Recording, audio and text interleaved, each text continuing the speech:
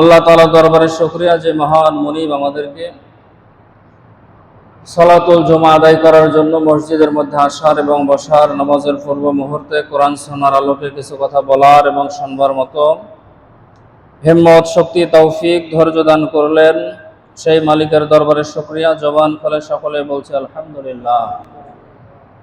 লক্ষ কোটি দরুদ ও সালাম বিশ্ব মানবতার মুক্তির দিশারি সাইয়্যিদুল মুরসালিন, খাতামুন নবিয়্যিন, শাফিউল মুজলিমিন, রাহমাতাল লিল আলামিন, মহানবী, শেষ নবী, আখিরি নবী জনাবে মুহাম্মদুর রাসূলুল্লাহ, সকলে পড়ি সাল্লাল্লাহু আলাইহি ওয়াসাল্লাম।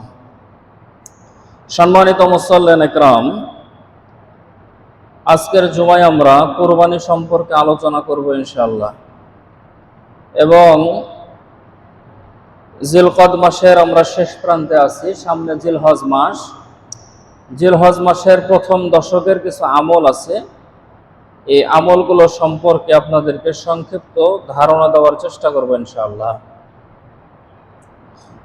কুরবানির ব্যাপারে আল্লাহ পাক রব্বুল আলামিন নবীজি সাল্লাল্লাহু আলাইহি ওয়াসাল্লামকে জানান, ফাসাল্লি লিরাব্বিকা ওয়ানহার, যে আপনি আপনার রবের জন্য নামাজ আদায় করেন এবং কুরবানি করেন। অপর আয়াতে আল্লাহ তাআলা বলেন, লা ইয়ানালুল্লাহা লুহুমুহা ওয়ালা দিমাউহা ওয়ালাকিন ইয়ানালুহু তাকওয়া মিনকুম,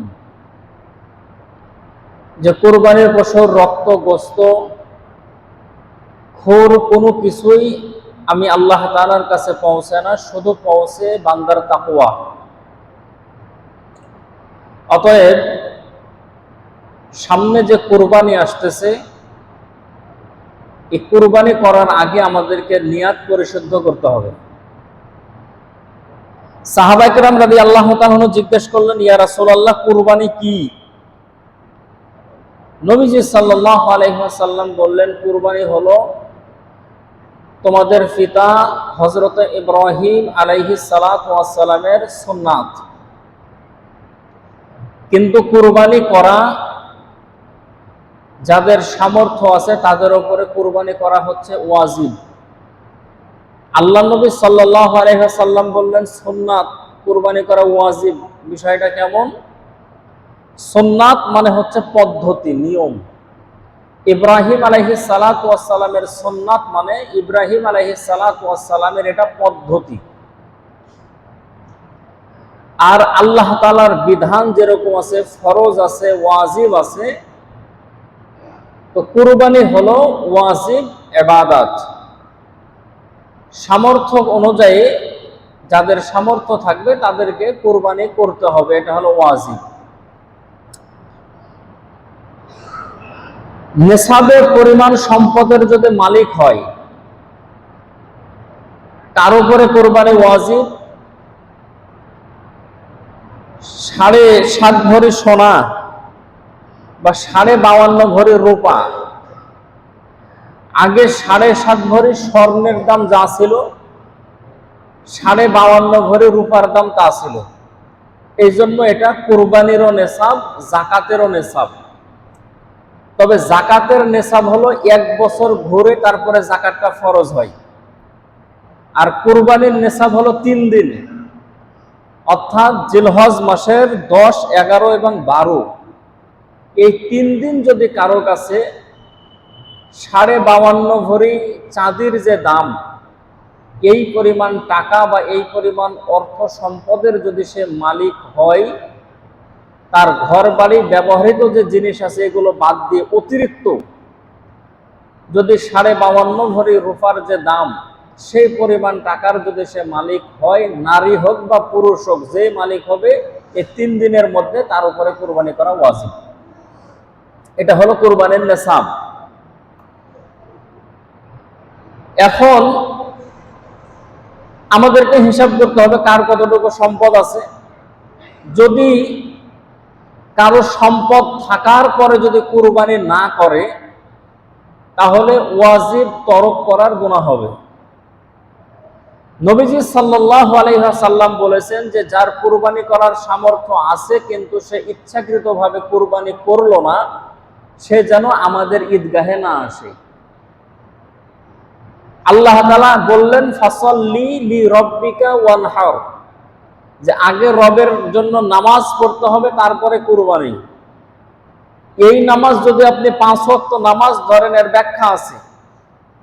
অনেক মুফাসসিরিন ইকরামগণের মতে যে যারা নামাজ পড়ে না ওদের কুরবানি হয় না, কারণ আল্লাহ তাআলা আগে নামাজের কথা বলেছেন, তারপরে কুরবানির কথা।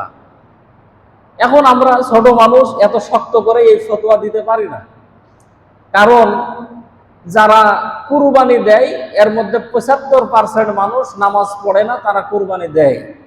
আর এই সমাজে যদি এই ফতোয়া যদি হুজুর যদি দেয় যে যার নামাজ নাই তার কুরবানি নাই, নামাজ না পড়লে কুরবানি হবে না, তাহলে ইমামতি থাকার কোনো অপশন নাই। যাই হোক, মুহাদ্দিসিন মুফাসসিরিন ইকরামের মত হলো যে আগে নামাজ তারপরে কুরবানি। এটা 5 ওয়াক্ত নামাজ যারা পড়ে তাদের কুরবানি। অন্য মুফাসসিরের মত হলো যে ঈদুল আজহার যে নামাজ আছে ওয়াজিব নামাজ, এই নামাজ আদায় করার পরে কুরবানি। তাহলে 5 ওয়াক্ত নামাজ তো মুসলমান হিসাবে এটা তো ফরজ, কুরবানি করা তো ওয়াজিব। কুরবানি করা ওয়াজিব আর নামাজ পড়া হলো ফরজ, এবং আল্লাহ তাআলা আয়াতের মধ্যে আগেই নামাজের কথা বলেছেন, অতএব নামাজের পরে কুরবানি। আর ঈদের দিনের যে ওয়াজিব নামাজ আছে এটাও আগে, তারপরে কুরবানি। কেউ যদি মনে করে যে নামাজ বোঝার জন্য বলে এখনো নামাজের সময় ঠিক হয়নি, যে সকাল 7:30টার সময় নামাজ বা 7টার সময় নামাজ, কারণ 7টার সময় গরু জবাই করার পরে জোহর হয়ে যাবে, অতএব আমি আগেই গরুটা ফজরের পর পরে জবাই করি, করবই তো, কুরবানির তো নিয়াত। নামাজের আগে যদি জবাই হয়, গরু জবাই হবে, গোশত হালাল হবে, খাওয়া যাবে, কিন্তু সেটা কুরবানি হবে না। নামাজের পর থেকে মাসালা বুঝেন, এই কথাগুলো সবার জানা দরকার, কিন্তু মানুষ তো আসে একামত দেওয়ার আগে। মাসালা হলো, আমরা ঈদুল আজহার নামাজ পড়ি জিলহজ মাসের 10 তারিখে। সকাল ধরেন 7টা বা 7:30টায় নামাজ পড়লাম, নামাজ পড়ার পর থেকে আপনি কুরবানি দিতে পারবেন। কুরবানি চলবে কয়দিন? 3 দিন। জিলহজ মাসের 10, 11 এবং 12, 3 দিন আপনি কুরবানি দিতে পারবেন। কোনো কারণে আপনি 10 তারিখে পারলেন না, তাহলে আপনি 11 তারিখে দিবেন। 11 তারিখে পারেন নাই, 12 তারিখে দিবেন। প্রশ্ন হলো যে রাতের বেলা কি দেওয়া যাবে? রাতেও কোরবানি দেওয়া যাবে। আপনি যদি 10 তারিখ সারাদিন যদি আপনি কোরবানি দিতে না পারেন, তাহলে আপনি 10 তারিখ রাতে দিতে পারবেন, 11 তারিখ রাতে দিতে পারবেন, কিন্তু 12 তারিখের রাতে দিতে পারবেন না। 12 তারিখ মাগরিবের আগ পর্যন্ত কোরবানি দেওয়া যাবে, কারণ 12 তারিখ মাগরিবের আজান হয়ে গেলে ওটা 13 তারিখ শুরু হয়ে যায়। তাহলে কুরবানি 10 তারিখ ঈদের নামাজ পড়ার পর থেকে শুরু হবে, আপনি 12 তারিখ মাগরিবের আগ পর্যন্ত আপনি কুরবানি দিতে পারবেন। উত্তম হলো প্রথম দিন দেওয়া, 10 তারিখে দেওয়া, এটা হলো উত্তম। কোনো কারণে আপনি যদি না পারেন, তাহলে আপনি দ্বিতীয় দিন, তৃতীয় দিন দেবেন, দিনেও দেওয়া যাবে, রাত্রেও দেওয়া যাবে, তবে 12 তারিখ মাগরিব যাতে করে না হয় সেই দিকে খেয়াল রাখা। সম্মানিত মুসল্লিয়ান ইকরাম, তাহলে আমরা কুরবানির নেসাব জানলাম, কুরবানি কোন 3 দিন করতে হবে সেটাও আমরা জানলাম, কুরবানি কোন সময় করতে হবে সেটাও জানলাম। নামাজের আগে জবাই করলে হবে না, নামাজের পরে জবাই করতে হবে। কুরবানির প্রাণীর বয়স কত? উট আমাদের দেশে দেয়, কুরবানি যারা আছে তারা দেয়, আমাদের অঞ্চলে মোটামুটি চলে না। তারপরেও কুরবানি যদি কেউ উট দেয়, তাহলে হাদিসে বয়সের কথা আসছে। আমরা সাধারণত দাঁত দেখে কুরবানি দেই, কিন্তু একটা প্রাণীর বয়স হলে সাধারণত দাঁত হয়ে যায়। হাদিসে বয়সের কথা আসছে, যদি কেউ উট কুরবানি দেয় তাহলে উটের বয়স হতে হবে কমপক্ষে 5 বছর, কম যদি হয় হবে না। গরু আর মহিষ যদি কেউ কুরবানি দেয় তাহলে বয়স হতে হবে কমপক্ষে 2 বছর, কম হলে হবে না। আর কেউ যদি ছাগল, ভেড়া, দুম্বা এগুলো যদি কুরবানি দেয় তাহলে বয়স হতে হবে সর্বনিম্ন 1 বছর, এর কম হলে হবে না। তবে যদি 1 বছরের কম হয় তাহলে হবে না, কিন্তু ভেড়া আর দুম্বা এটা যদি 1 বছরের কিছু কম যদি বয়স হয়, কিন্তু দেখতে যদি হৃষ্টপুষ্ট ভালো, যে দেখে মনে হয় যে 1 বছরই, তাহলে ভেড়া আর দুম্বার ক্ষেত্রে ছাড় আছে, কিন্তু ছাগলের ক্ষেত্রে 1 বছরের নিচে হলে কোনো ছাড় নাই, 1 বছরের বেশি হতে হবে, কমপক্ষে 1 বছর। তাহলে উট হলে 5 বছর, গরু মহিষ যদি হয় তাহলে 2 বছর, ছাগল ভেড়া দুম্বা হলে 1 বছর। তো সমস্যা নাই, যদি বয়স হওয়ার পরে যদি দাঁতে সমস্যা নাই, তবে সাধারণত দাঁতে যায়। পুরুষ মানুষ মহিলা মানুষ বালেগ হওয়ার একটা বয়স আছে, 12 বছর বালেগ হওয়ার। এখন কোনো কারণে কোনো মেয়ে যদি বালেগা যদি হয় তাহলে তার হায়েজ শুরু হবে, তাহলে বোঝা যাবে যে সে বালেগা হয়েছে। কোনো ছেলে মানুষ যদি বালেগ হয় তাহলে বোঝা যাবে যে তার স্বপ্নদোষ হবে, তাহলে সে বালেগ হয়েছে। এখন কারো 12 বছর পার হয়ে গেছে কিন্তু স্বপ্নদোষ হয় না, তাহলে শরীয়তের নিয়ম হলো 15 বছর, যে 15 বছর পর্যন্ত দেখতে হবে যে এর মধ্যে তার এই কাজগুলো হয় কিনা। আর সাধারণত 12 বছরে হয়ে যায়। তো এই 2 বছরে 1 বছরে এগুলো দাঁত সাধারণত হয়ে যায়, যদি কোনো কারণে না হয়, না হয়েছে সমস্যা নাই, কিন্তু হাদিসে যেটা বয়স আছে সেটা।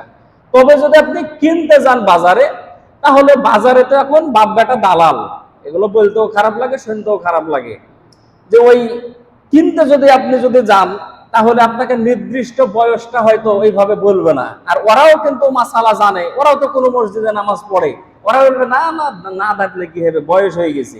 কিন্তু আসলে কি ওই বয়স হয়েছে কিনা এটা যদি আপনি নির্দিষ্ট না জানেন, তাহলে সন্দেহের মধ্যে না যাওয়াই ভালো। আর এটা যদি আপনার বাড়ির হয়, যে আপনি জানেন যে বাড়ির 2 বছর হয়ে গেছে, 1.5 বছর হয়ে গেছে বা 1 বছর পার হয়ে গেছে, কোনো কারণে দাঁতে নাই, তাহলে আপনি দিবেন, কোনো সমস্যা নাই ইনশাআল্লাহ। সম্মানিত মুসল্লিন একরাম, কুরবানি দেওয়ার ক্ষেত্রে আমাদেরকে দেখতে হবে যে প্রাণী দিয়ে আমরা কুরবানিটা দেব সেই প্রাণী যাতে করে সুন্দর হয়, হৃষ্টপুষ্ট হয়। এরকম না যে 7 জন মিলে কুরবানি দেব, টানবো 4 জন, ঠেলবো 3 জন, যে কোন রকম যে জায়গায় কুরবানি করবো স্কুল মাঠ পর্যন্ত ঠেলে নিয়ে যাওয়ারই কথা। জবাই করে দিতে পারলে গরুও জানে বাঁচে, আমিও বাঁচি, এরকম যাতে করে না হয়। গরুটা যাতে করে সুন্দর হয়, ভালো হয়। গরু কেনার ক্ষেত্রে আমরা খেয়াল করব, শুরুতেই যেটা বললাম, যে নিয়াতটা শুদ্ধ করা, পরিশুদ্ধ করা। আপনারা 7 জন মিলে, এখন কুরবানির সংখ্যা কত এটা একটা বলে দিই, 1 থেকে সর্বোচ্চ 7। কেউ যদি গরু মহিষ উট এগুলো দিয়ে দেয় কুরবানি, তাহলে 1 থেকে 7, জোর বেজোর কোনো বিষয় না। 1 2 3 4 5 6 7, সর্বনিম্ন 1 জন, সর্বোচ্চ 7 জন। সর্বনিম্ন 1 জন, সর্বোচ্চ 7 জন। একটা উট, গরু বা দুম্বা, উট, গরু বা ওই মহিষ, এই 3টা প্রাণী যদি আপনারা কুরবানি দেন, তাহলে 1 থেকে 7 পর্যন্ত যে কোনো সংখ্যায় কুরবানি দেওয়া যাবে। এই কথাটা বারবার হয় যে জোর সংখ্যায় কুরবানি দেওয়া যাবে না। এবার আবার একটা নতুন মাসালা আসছে, জিজ্ঞেস করলে যে হুজুর, একজন বলেছে যে বাপের সাথে কুরবানি দিলে হবে না। এটা আবার সাংঘাতিক মাসালা বাইর করেছে, যে বাপের সাথে বলে কুরবানি দিলে হবে না। এগুলো কোনো বিষয় না, বাপ তো হলো সব থেকে কাছের আত্মীয়, বাপের সাথে কুরবানি দিবেন না, তাহলে সাথে দিবেন নাকি? বাপের সাথে কুরবানি হবে, কোনো সমস্যা নাই। তাহলে 1 থেকে 7 পর্যন্ত জোর বেজোর কোনো বিষয় না, কুরবানি দিবেন। তাহলে ধরেন যে 7 জন মিলে আপনি কুরবানি দিচ্ছেন, 7 জন মিলে, তাহলে সেই ক্ষেত্রে আমাদেরকে দেখতে হবে 7 জনের রোজগারটা কি, আয়টা কি, কোন টাকা দিয়ে সে কুরবানি দিচ্ছে, তার আয়ের উৎসটা হালাল কিনা। যদি তাদের নিয়াতটা আসলে মনের ব্যাপার, ইন্নামাল আমালু বিন্নিয়াত, মানুষের নিয়াত তো দেখা যায় না, কিন্তু কিছু মানুষের মুখের কথাতেও তার মনের কি নিয়াত এটা বোঝা যায়। গত 2-3 দিন আগে আমার এক পরিচিত মানুষের সাথে দেখা, তো ও একটু আমার গল্প শোনাবে, তো আগে তো হঠাৎ করে গল্প শুরু করা যায় না। তা আমাকে জিজ্ঞেস করতেছে যে হুজুর, এবার কুরবানি কি? তা বললাম, মৌলবি মানুষ, ঈদের সময় আসলে ক্যাশিয়ারের পকেটের দিক তাকায় থাকে যে কখন বেতন বোনাস দেয়, কখন কুরবানি কিনি। তো বললাম যে আমার এই কুরবানি। তো বলতেছে যে হুজুর, আল্লাহর রহমতে একটা 95,000 টাকা দিয়ে একটা গরু কিনেছি। মানে এই গল্পটা তাকে হুট করে তো বলা যায় না যে 95,000 টাকা দিয়ে গরু কিনেছি। তা আমার ডাকে শুনলো, শোনার পর বললো যে 95,000 টাকা দিয়ে গরু কিনেছি হুজুর, তো আপনার দাওয়াত থাকলো। তাহলে ঠিক আছে। তো গরুটা কিনা হয়েছে হুজুর বড়, তো একটা ছোট খাসি কিনেছি। তাহলে যে 95,000 টাকা দিয়ে গরু কিনলেন, তো খাসি ছোট কেন? খাসিও একটা বড় নিতেন। তো বলছে যে না হুজুর, গরুই কুরবানি দিব, কিন্তু আসলে জামাই আসবে, তো এখন খালি গরুর গোস্ত জামাইয়ের সামনে দিই কিভাবে, এই কারণে একটা ছোট খাসি, যাতে করে গরুর গোস্ত দিতে পারি, খাসির গোস্ত দিতে পারি। আমি বললাম যে খাসিটা জবাই করে দেন। মানে না, ঈদের দিন জবাই করবো। তাহলে জামাই খাওয়া দরকারে যদি আপনি খাসি জবাই করেন, তো ওটা জিলহজের 10 তারিখ পর্যন্ত নিয়ে যাওয়ার দরকার কি? আজকে জবাই করে দেন, খাসিও জানে বাসুক, আপনিও জানে বাসেন, ফ্রিজে ঢুকাই দেন, কোনো সমস্যা নাই। তাহলে নিয়াত যদি এরকম যদি হয় যে জামাই খাওয়াবো, তাহলে খালি গরুর গোশ দিলে কেউ না একটা খাসি দিতে হবে, বা কেউ খাসি দিছে একটা গরুর ভাগা দিই, নাহলে জামাই বেটি আছে, মানুষে কি বলবে? এরকম যদি নিয়াত যদি থাকে, তাহলে কুরবানি কবুল হচ্ছে কি হচ্ছে না একটু চিন্তারই ব্যাপার। এই জন্য নিয়াত পরিশুদ্ধ করা, যাতে করে আল্লাহ তাআলার জন্যই আমরা কুরবানি দিচ্ছি, এই কুরবানিটা যাতে করে আল্লাহ তাআলার জন্যই যাতে করে হয়। এই জন্য যারা আমরা ভাগে কুরবানি দেব, শরীকে যারা আমরা কুরবানি দেব, এই শরীকে যারা আমরা কুরবানি দেব, এই ক্ষেত্রে খেয়াল করা সব থেকে ভালো আর নিরাপদ হলো একাই যদি আপনি যদি দিতে পারেন, একাই যদি গরু দিতে পারেন, একাই খাসি হলে তো একাই দিতে পারেন, কোনো সমস্যা নাই। আর যদি 2 জনে মিলে, 5 জনে মিলে, 7 জনে মিলে দিচ্ছেন, তাহলে সেক্ষেত্রে শরীকদারদেরকে একটু খেয়াল রাখা। সম্মানিত মুসল্লিয়ানে কেরাম, আল্লাহ রাব্বুল আলামিন বললেন যে যাদের কুরবানি দেওয়ার সামর্থ্য আছে তোমরা কুরবানি দাও। কুরবানি দিলে আল্লাহ তাআলার নৈকট্য হাসিল হয়, এবং কুরবানির রক্ত মাটিতে পড়ার আগে আগে আল্লাহ রাব্বুল আলামিন সেই পশুকে, সেই পশুর রক্ত কুরবানির জমিনে পড়ার আগে আগে আল্লাহ তাআলার কাছে কবুল হয়ে যায়, এবং প্রত্যেকটা লোমের বিনিময়ে আল্লাহ তাআলা এক একটা করে সওয়াব বান্দার আমলনামার মধ্যে লিখে দেন। সুবহানাল্লাহ। সম্মানিত মুসল্লিয়ানে কেরাম, তাহলে যেই পশুটা আমরা কুরবানি দেব, সেই পশুটা যাতে করে সুন্দর হয়। এখন বাজারে আপনারা 7 জন মিলে কুরবানি দিতেছেন, ধরেন 10,000 টাকা করে দিয়েছেন, 77,000 টাকা। তাহলে 77,000 টাকা দিয়ে একটা গরু কিনবেন, তাহলে অবশ্যই আপনি কেনার আগে দেখবেন যে গরুটার দাম 77,000 টাকা আসলে কি না।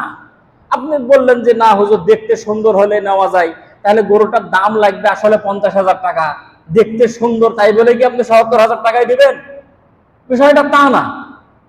গরুর দাম আসলে দেখতে সুন্দর, তার সঙ্গে দামের মিল আছে কিনা এটা দেখে আপনাকে নিতে হবে।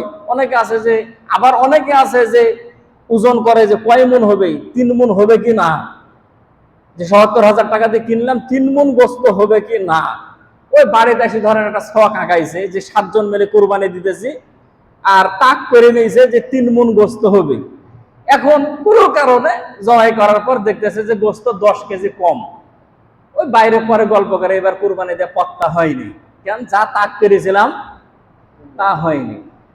এরকম না করা। আপনি দেখবেন আপনি টাকা দিয়ে জিনিস কিনতেছেন, এই গোস্ত তো শুধু আমি একাই খাবো না, এই গোস্ত আমি খাবো, আমার আত্মীয় স্বজন খাবে, গরিব দুঃখী মানুষ আছে, অসহায় মানুষ আছে, তারা খাবে। অতএব আমার টাকা যাতে করে লস না হয় আপনি দেখে নেবেন, তারপরে কম বেশি এটা হতে পারে, কোনো স্বাভাবিক নাই, ও কোনো অসুবিধা নাই। এই জন্য নিয়তটা সুন্দর করা, দেখে নেবেন, কোনো সমস্যা নাই। সমস্যা হয় কোন সময়? গরু কিনতে গেছি, কিনতে যাওয়ার পর দেখে যে দাম টাম ঠিক, একটা গরু একটু ন্যাংরায় ন্যাংরায় হাঁটে, দাম 5,000 টাকা কম, গোস্ত টোস্ত ভালো। তখন ওই হাট থেকেই কল দেয় যে হুজুর, গরু একটু হাঁটতে কম পারে, একটু ন্যাংরায় ন্যাংরায় হাঁটে, এ গরু দিয়ে কুরবানি হবে কিনা। যে হুজুর যদি কোন রকম বেলে মেলে একটা মাসালা বাহির করে যে হ্যাঁ হবে, তাহলে গোস্ত ভালো হবে, আর 5,000 টাকা কম পাচ্ছি, এই গরু কিনবো। তাহলে যেহেতু কুরবানি দেবই আমি আল্লাহর জন্য, তাহলে সেই খুঁতআলা প্রাণী কেনার কোনো প্রয়োজন নাই। তাহলে সেক্ষেত্রে দেখতে হবে যে এই পশুর লেজ ঠিক আছে কিনা, পশুর কান ঠিক আছে কিনা, পশুর দাঁত ঠিক আছে কিনা, পশুটা ঠিক মতো দেখতে পাই কিনা, ঠিক মতো হাঁটতে চলতে পারে কিনা, বা হাঁটতে চলতে পারে কিন্তু এমন বয়স হয়েছে যে ওর পর বয়স্ক ভাতা ওয়াজিব হয়ে গেছে, বয়স্ক ভাতা দেওয়া যাবে, এরকম গরু ৭৭ বছর পার, ওর গোস্ত মানে স্প্রিং ফেল, টান দিবেন চলে আসবে, কোন রকম ছুটে গেলে মুখ মেলে যাবে। এরকম যদি গরু হয় যে বয়স হয়ে গেছে, নিয়াত করে রেখেছে যে না 60টা বছর হয়েছে একেবারে কুরবানি দিব, হাঁটতে পারে না, চলতে পারে না, এরকম দুর্বল প্রাণী কুরবানি না দেওয়া। এক হাদিসে আসছে নবীজি সাল্লাল্লাহু আলাইহি সাল্লাম বলেন যে হাসরের ময়দানে এই কুরবানির প্রাণী তোমাদের জন্য বাহন হবে। সুবহানাল্লাহ। তাহলে আপনি যদি ন্যাংরানা গরু যদি নেন যে খোঁচাই খোঁচাই হাঁটে, তাহলে হাসরের ময়দানে আপনি ওই ফুলসিরাত পার হবেন, তাহলে ওই গরু ওইভাবেই তো হাঁটবে। আপনার প্রাণীর, আপনি কিরকম প্রাণীর সাথে আপনি পার হইতে চান, আপনার বাহন হবে সেটা, সেটা চিন্তা ভাবনা করে কুরবানিটা করা। সম্মানিত ভাইয়েরা আমার, অনেকেই আছেন যে কুরবানি যে দেব হুজুর, আমার যে আকিকা দেওয়া হয়নি তাহলে কি হবে, আমার কি কুরবানি হবে না? অবশ্যই হবে। আকিকা দেওয়া এটা সন্তানের দায়িত্ব না, এটা বাপ মায়ের দায়িত্ব। আকিকা দেওয়া কার দায়িত্ব?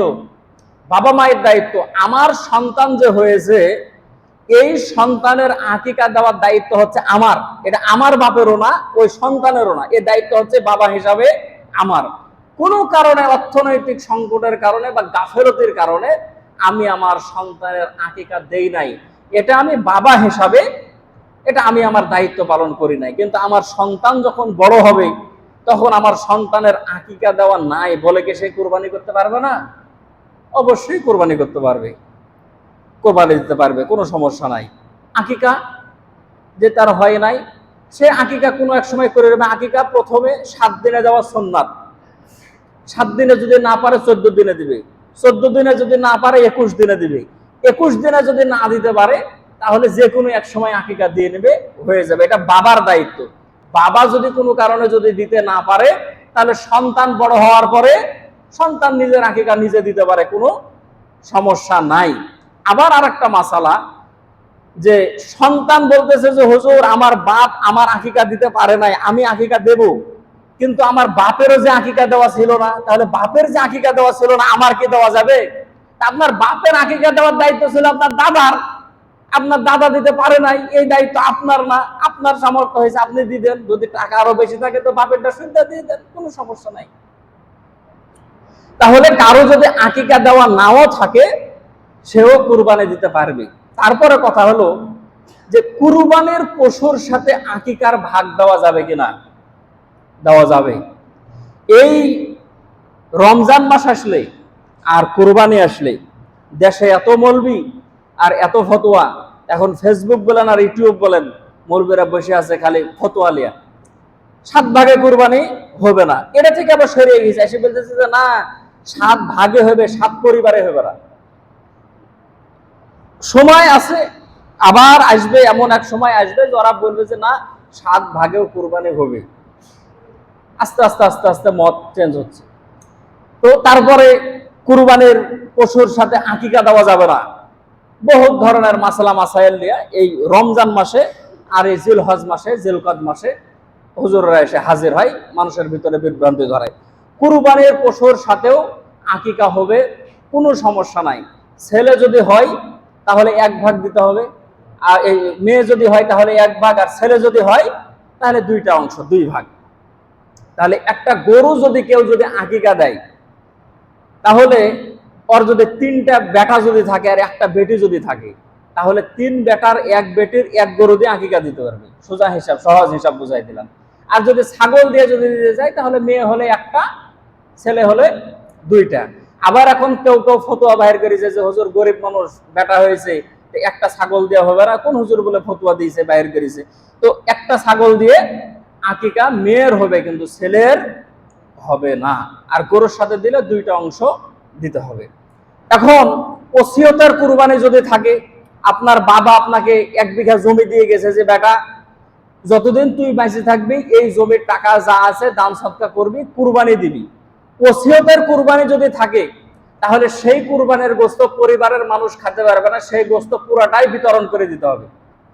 আর যদি আপনি আপনার বাবার পক্ষ থেকে যদি কুরবানি দেন, আপনার বাবা মারা গেছে, আপনি আপনার বাবার পক্ষ থেকে কুরবানি দিবেন, তাহলে আগে নিজের পক্ষ থেকে কুরবানি দিতে হবে, তারপরে বাবার পক্ষ থেকে দিতে হবে। আগে নিজেরটা দিতে হবে, তারপরে বাবারটা। সেক্ষেত্রে আপনি যদি দেন তাহলে ওই গোশত আপনি খেতে পারবেন, সমস্যা নাই, কারণ এটা ওসিয়তের কুরবানি না, ওটা আপনি ইচ্ছাকৃত ভাবে দিচ্ছেন। অনেকেই দেয়, আল্লাহর নবী জনাবে মুহাম্মদ রাসূলুল্লাহ সাল্লাল্লাহু আলাইহি ওয়াসাল্লামের পক্ষ থেকে অনেকে কুরবানি দেয়, সেই কুরবানিও দেওয়া যাবে আল্লাহর নবীর পক্ষ থেকে। যে আপনি একটা কুরবানি দিতেছেন, একটা গরু কুরবানি দিতেছেন, আর 3 জনের পক্ষ থেকে বা 6 জনের পক্ষ থেকে দেওয়া হয়েছে, একটা আল্লাহ রাসূল সাল্লাল্লাহু আলাইহি সাল্লামের নামে তার পক্ষ থেকে আপনি একটা কুরবানি দিলেন, সেই গোশত স্বাভাবিক গোশতের মতো। এরকম না যে আল্লাহর নবীর নামে, নবীর পক্ষ থেকে আপনি এই কুরবানি দিয়েছেন বলে সেই গোশত আপনাকে মদিনা পাঠাই দিতে হবে, বিষয়টা তা না। সেই গোশত আপনি খেতে পারবেন, আপনি বিতরণ করতে পারবেন স্বাভাবিকভাবে। আরেকটা মাসালা হলো যে আপনার ছেলে থাকে বিদেশে, তারও টাকা আছে, তার উপরে কুরবানি ওয়াজিব। আপনি দেশে আছেন, আপনার টাকা পয়সা আছে, আপনার উপরে কুরবানি ওয়াজিব। তাহলে সেক্ষেত্রে কুরবানি আপনি যদি আপনার ছেলের পক্ষ থেকে দেশে যদি কুরবানি যদি আপনি করেন, তাহলেও তার কুরবানির ওয়াজিব আদায় হয়ে যাবে। এরকম না যে সে ওখানেই আছে, ওখানেই কুরবানি করতে হবে, বিষয়টা তা না। সাদকাতুল ফিতর যেমন দেশে আদায় করলে আদায় হয়ে যায়, কুরবানিও যদি আপনি তার পক্ষ থেকে যদি দেশে যদি আদায় করেন, তাহলে তার পক্ষ থেকে কুরবানি আদায় হয়ে যাবে। তাহলে সম্মানিত মুসল্লিন একরাম, পশু কেনার ক্ষেত্রে আমরা সুন্দর ভালো পশু দেখে আমরা কুরবানি দেব, নিয়তটাকে সুন্দর করব, নিয়তটা ভালো করে আমরা কুরবানি দেব, যাতে করে পশুটা দেখতে সুন্দর হয়। চোখ চোখ যদি দেখতে যদি না পাই, শিং যদি ভাঙ্গা হয়, ভাঙ্গা বলতে উপরের একটা খোসা আছে, এগুলো বিস্তারিত মাসালা। উপরে শিংয়ের 2টা অংশ আছে না, একটা গোস্তর সঙ্গে লেগে থাকে, আর একটা উপরে যে একটা খোসার মতো যে একটা থাকে, ওটা যদি উঠে যায় তো সমস্যা নাই। আর যদি তার শিং ভাঙ্গার কারণে যদি তার মগজ যদি মাথা যদি ক্ষতিগ্রস্ত হয়, তাহলে সেক্ষেত্রে সমস্যা আছে। লেজ কাটা বলতে শুধু একটু দাগ আছে বলেই কুরবানি দিবেন না, বিষয়টা তা না। লেজের যদি চুল যদি না থাকে কোনো কারণে, ধরেন লেজের চুলটা উঠে গেছে কোনো কারণে, সমস্যা নাই। লেজের 3 ভাগের 2 ভাগ যদি না থাকে, কানের 3 ভাগের 2 ভাগ যদি না থাকে, এরকম যদি হয়, কোন গরুর আছে শিংই বের হয় না, ওটাকে কুরবানি হবে না? হবে কুরবানি। ওর জন্মগত ভাবে শিং বের হয়নি, কিন্তু শিং বের হয়নি এটা একটা, আর ভাঙ্গি গেছে এটা একটা। যদি কারো অন্য জানার যদি বিষয় থাকে তাহলে জানতে পারেন আপনারা, কোনো সমস্যা নাই ইনশাআল্লাহ। সম্মানিত মুসল্লিন একরাম, যে কথাটা আমি বারবার বলি, আবারও আপনাদেরকে স্মরণ করায় দেই, সেটা হলো যে এখন থেকে তো আপনি লোক ঠিক করেছেন যে কাদেরকে দিয়ে এই গরু পরিষ্কার করাবেন, ছাগল পরিষ্কার করাবেন, কাকে দিয়ে জবাই করাবেন, ঠিক আছে।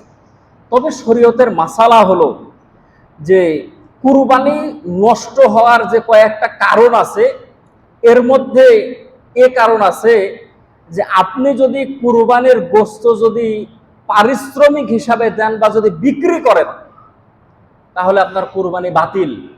এই কথাটা আমি 4 বছর থেকে আমি বুঝাতে পারি না।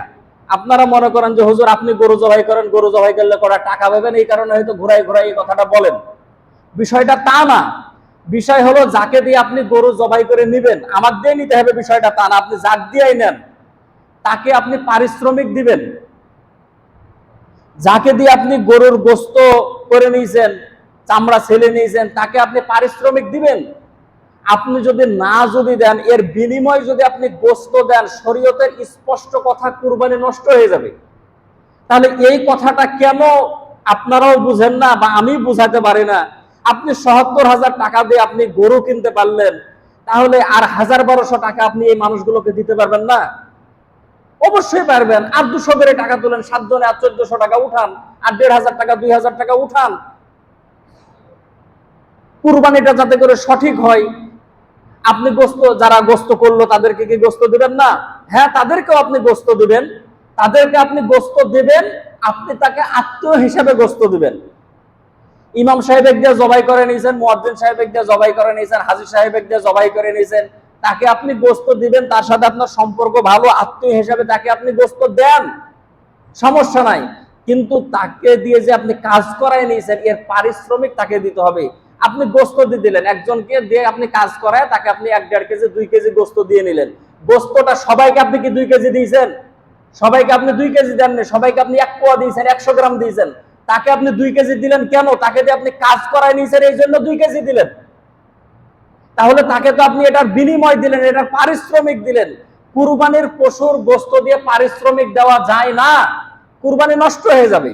তাহলে এই কথাটা আমি হয়তো আপনাদেরকে বুঝাতে পারছি না কোনো কারণে, বা আপনারা ইচ্ছাকৃতভাবে বুঝছেন না। আপনি 7 জন মানুষকে দিয়ে করালেন, আপনি 1 কেজি করে 7 জনকে 7 কেজি গোস্ত দেন, তার সাথে আপনি 100 টাকা করে টাকা দিতে পারেন না যে ভাই এটা তোকে আমি 100 টাকা পারিশ্রমিক দিলাম, এই গোস্ত তুই আমার প্রতিবেশী, এই জন্য তাকে তোকে আমি দিলাম। এই জন্য কুরবানিটা যাতে করে সুন্দর হয়, কুরবানিটা যাতে করে আল্লাহ তাআলার কাছে কবুল হয়, এই জন্য কোনো ত্রুটি না রাখা। ত্রুটিযুক্ত কুরবানি আল্লাহ তাআলার কাছে কবুল হয় না। সম্মানিত মুসল্লিন একরাম, কয়েকটা মাসালা আপনাদের সামনে বললাম, আরো মাসালা আছে, আমি সামনে জুমায় আপনাদের সামনে বলার চেষ্টা করবো ইনশাআল্লাহ। আর যদি কারো জানার যদি থাকে আমার সাথে কথা বলবেন, আমি আমার সাধ্যমতো বলার চেষ্টা করবো ইনশাআল্লাহ। এখন আসেন জিলহজ মাস, জিলকদ মাস চলতেছে, জিলহজ মাস আগামী 19 তারিখ মানে মঙ্গলবার জিলহজ মাসের চাঁদ ওঠার কথা, আল্লাহ যদি তৌফিক দান করেন উঠবে ইনশাআল্লাহ। জিলহজ মাসের কয়েকটা আমল আছে। রমজান মাসের পরে জিলহজ মাসের প্রথম 10 দিন আল্লাহ তাআলা শপথ করেছেন ওয়াইয়ালিন আশর। ওয়াইয়ালিন আশরের ব্যাপারে মুফাসসিরিন ইকরামগণ বলেছেন এই 10 দিনের শপথ হলো জিলহজ মাসের প্রথম 10 দিন। এই জিলহজ মাসের প্রথম 10 দিনের বিশেষ কিছু আমল আছে। এই আমলগুলো আপনাদেরকে একটানে বলি, আমরা সকলেই আমল করার চেষ্টা করব ইনশাআল্লাহ। 1 নাম্বার আমল হলো সূরা হজের 28 নম্বর আয়াতে আল্লাহ তাআলা জানিয়েছেন অধিক পরিমাণে আল্লাহ তাআলাকে স্মরণ করা। অন্যান্য মাসে আমরা আল্লাহ তাআলাকে যা স্মরণ করি, জিলহজ মাসের প্রথম 10 দিনে আমরা এর থেকে বেশি আল্লাহ তাআলাকে বেশির থেকে বেশি আমরা স্মরণ করব। 1 নাম্বার আমল। 2 নাম্বার হলো নেক আমল এবং ভালো কাজের প্রতি যত্নবান হওয়া। সারা বছর সারা মাসে তো ইবাদত করি, কিন্তু এই 10টা দিন আমরা বেশি গুরুত্ব দিয়ে আমরা নেক আমল এবং ভালো কাজের প্রতি আমরা যত্নবান হব। 3 নাম্বার হলো অন্য যে কোনো সময়ের তুলনায় পাপের কাজ আমরা পরিহারের চেষ্টা করব। মানে এই 10 দিন পাপ করব না আর বাকি অন্য দিন পাপ করব, বিষয়টা তা না। অন্য সময়ে পাপ থেকে বেঁচে থাকবো, এই 10 দিন আরো সতর্কতার সাথে থাকবো, কারণ এই 10 দিনের শপথ আল্লাহ তাআলা করেছেন। এই 10 দিন আমরা সমস্ত প্রকার পাপাচার কাছ থেকে বেঁচে থাকার চেষ্টা করব। 4 নাম্বার হলো সামর্থ্যবান হলে হজ করা। হজের ব্যাপারে গত জুমায় আমি আপনাদেরকে সংক্ষিপ্তভাবে হজের নিসাব, হজ কাদের উপরে ফরজ, এটা বলার চেষ্টা করেছিলাম। সামর্থ্যবান ব্যক্তির উপরে হজ ফরজ, হজ করা এই মাসের জিলহজ মাসেরই ইবাদত হলো হজ করা। যেহেতু 1 বছর আগে আমাদেরকে প্রস্তুতি নিতে হয়, এই জন্য যাদের টাকা পয়সা আছে সামনেবার যাতে করে হজে যেতে পারেন সেই নিয়াত করা এবং সেই প্রস্তুতি গ্রহণ করা। 5 নাম্বার হলো কুরবানি করা। এই জিলহজ মাসের 10 দিনের ভিতরে উত্তম আমল হলো কি করা? কুরবানি করা, সামনে যে আমল আসতেছে। 6 নাম্বার হলো যারা কুরবানি দিতে ইচ্ছুক, যারা কুরবানি দিতে ইচ্ছুক বা যারা কুরবানি দেবে না, যারা কুরবানি দেবে এবং যারা কুরবানি দেবে না, জিলহজ মাসের চাঁদ ওঠার আগেই তারা তাদের গোঁফ, মাথার চুল, হাত পায়ের নখ, শরীরের অবাঞ্ছিত যে লোমগুলো আছে সেগুলো পরিষ্কার করে ফেলবে। চাঁদ ওঠার পর থেকে কুরবানি করার আগ পর্যন্ত এগুলো আর কাটবে না। বোঝা গেছে? তাহলে চাঁদ উঠবে আগামী মঙ্গলবার, তারপরে ক্যালেন্ডার দেখবেন 19-20 হতে পারে, আগামী 19 তারিখে জিলহজ মাসের চাঁদ উঠবে। তাহলে 19 তারিখ মঙ্গলবার পড়তেছে, তাহলে মঙ্গলবার মাগরিবের আগেই মাথার চুল, গোঁফ, হাত পায়ের নখ, শরীরের অবাঞ্ছিত লোম এগুলো পরিষ্কার করে ফেলা এবং কুরবানির পর এগুলো আবার পরিষ্কার করবেন। বিষয়টা এরকমই না যে গরু জবাই করে এসে আপনার সাথে সাথে মুছ কাটতে হবে, বিষয়টা তা না যে গরু জবাই করলাম মুছও জবাই করবো, আপনি কুনিও জবাই করতে হবে যে হুজুর বলেছে কুরবানি করার পরই, বিষয়টা তা না। আপনি কুরবানি করার পরের দিন করেন, কোনো সমস্যা নাই, তবে কুরবানির আগে না, কুরবানির পরে। সওয়াব কি জানেন? সওয়াব হলো নবীজি সাল্লাল্লাহু আলাইহি সাল্লাম বলেন যে এই 10 দিন যারা হাত পায়ের নখ কাটবে না, শরীরের অবাঞ্ছিত লোম কাটবে না, মাথার চুল কাটবে না, এগুলো থেকে নারী পুরুষ উভয়েরই পরহেজ করবে, কুরবানি করার মতো সওয়াব আল্লাহ তাআলা তার আমলনামার মধ্যে দান করবে। এই জন্য অনেক সাহাবা ইকরাম এবং অনেক সালাফগণ তাদের ছোট ছোট বাচ্চাদেরকেও এই আমল করার জন্য উদ্বুদ্ধ করেছেন। আমরা আমাদের ছোট ছোট বাচ্চাদেরকে উদ্বুদ্ধ করব। বাচ্চাকে বলবেন যে আব্বু এখন নখ কাটতে হয় না, এখন চুল কাটতে হয় না, আপনি আগে চুলটা কেটে দেন, আগেই নখটা পরিষ্কার করে দেন। তাহলে আমাদের দেখে দেখে তারা আমল শিখবে, আমলের প্রতি তারা উৎসাহিত হবে। তাহলে আগামী মঙ্গলবারের আগে আগে আমরা এগুলো পরিষ্কার করে নেব ইনশাআল্লাহ। 7 নম্বর হলো অধিক পরিমাণে তাকবীর, তাহমিদ এবং তাহলিল পাঠ করা। তাকবীর মানে আল্লাহু আকবার, তাকবীর দেওয়া। তাহমিদ আল্লাহ তাআলার প্রশংসা করা, আর তাহলিল হলো সুবহানাল্লাহ বেশি বেশি পড়া। তাকবীরের মধ্যে অনেক এই মুহাদ্দিসিন একরামগণ বলেছেন যে আমাদের আইয়ামে তাশরিকের যে তাকবীরটা আছে, আল্লাহু আকবার, আল্লাহু আকবার, লা ইলাহা ইল্লাল্লাহ, আল্লাহু আকবার ওয়ালিল্লাহিল হামদ, এটা জিলহজ মাসের প্রথম তারিখ থেকেই শুরু করতে হবে। আপনি আস্তে আস্তে আস্তে আস্তে, যেখানে মানুষ 10টা মানুষ বসে আছে, আপনি একবার আল্লাহু আকবার, আল্লাহু আকবার, লা ইলাহা ইল্লাল্লাহ, আল্লাহু আকবার ওয়ালিল্লাহিল হামদ আপনি যদি বলেন, তাহলে সাথে সাথে আমার স্মরণ হবে যে না, এই তাকবীরটা পড়া দরকার, তাহলে পড়বেন। এখন যদি আপনি চায়ের স্টলে বসে আছে, আপনি যদি একটু বলে ওঠেন আল্লাহু আকবার, আল্লাহু আকবার, লা ইলাহা ইল্লাল্লাহ, আল্লাহু আকবার ওয়ালিল্লাহিল হামদ, কেউ বলবে এটা এক জায়গাতে এটা বলার সময়, আর কেউ কেউ মাথার দিক বলবে যে তার মার মনে হয় ঢিল হয়ে গেছে। তাছাড়া এই চায়ের স্টলে তাকবীর গুলো কারণটা কি? কিন্তু সাহাবা একরামের জীবনী খোলেন, জিলহজ মাসে সাহাবা একরাম বাজারে যেতেন না তেমন, কিন্তু জিলহজ মাসের প্রথম দশকে হযরত আবু হুরায়রা রাদিয়াল্লাহু তাআলার মতো সাহাবী ঘন ঘন বাজারে যায়। সাহাবীরা বললেন, ইয়া রাসূলুল্লাহ, আবু হুরায়রা এই জিলহজ মাস পড়ার পরে ঘন ঘন বাজারে যায়, কারণটা কি? আল্লাহ রাসূল বললেন যে আবু হুরায়রা এত বাজারে যাওয়ার কারণটা কি? বলে, ইয়া রাসূলুল্লাহ, তাকবীর না বেশি বেশি পাঠ করতে হয়, এজন্য বাজারে মানুষের সমাগম আমি বেশি দেখি, এজন্য বাজারে যাওয়ার পরে আমি তাকবীরের আওয়াজ দেই, আমার আওয়াজ শোনার পরে যত মানুষ তাকবীর পাঠ করবে সব আমার আমলনামার মধ্যে জমা হবে, সাহাবীদের আমল। আর আপনি যে বাজারে তাকবীর দেন, বলবেন তার মার ঢিল হয়ে গেছে। এই জন্য বাড়িতে মা বোনদেরকে বলা, নিজে আমল করা। এই জন্য এই তাকবীর 7 নম্বর আমল হলো সুবহানাল্লাহ, আলহামদুলিল্লাহ, আল্লাহু আকবার, সাথে সাথে এই তাকবীর তাকবীরটা বেশি বেশি পাঠ করা। আইয়ামে তাশরিকের যে দিন আছে, আইয়ামে তাশরিকের দিন হলো জিলহজ মাসের 9 তারিখের ফজর থেকে, জিলহজ মাসের 9 তারিখের ফজর থেকে 13 তারিখের আসর পর্যন্ত মোট 23 ওয়াক্ত নামাজের পরে পুরুষ মানুষ পড়বে জোরে একবার, মহিলারা পড়বে আস্তে আস্তে একবার। এটা পড়া ওয়াজিব। এটা শুরু হবে কখন? জিলহজ মাসের 9 তারিখ ফজর থেকে। ইমাম সাহেব সালাম ফেরানোর পর এই তাকবীরটা বলবে, সাথে সাথে মুসল্লিরাও বলবে। কোনো কারণে যদি ইমাম ভুলে যায়, তাহলে মুসল্লিরা বলা শুরু করে দেবে। যদি কোনো কারণে ইমাম ভুলে যাইতেই তো পারে, তাহলে মুসল্লিরা বলবে আল্লাহু আকবার, আল্লাহু আকবার, লা ইলাহা ইল্লাল্লাহ, আল্লাহু আকবার ওয়ালিল্লাহিল হামদ। এটা পড়া ওয়াজিব।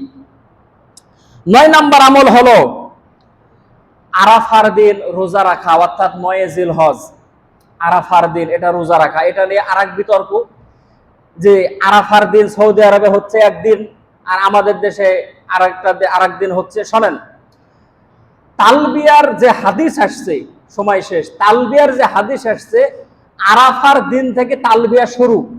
আরাফার দিন 9 জিলহজ, সেদিন থেকে শুরু করে আবার 23 ওয়াক্ত নামাজে।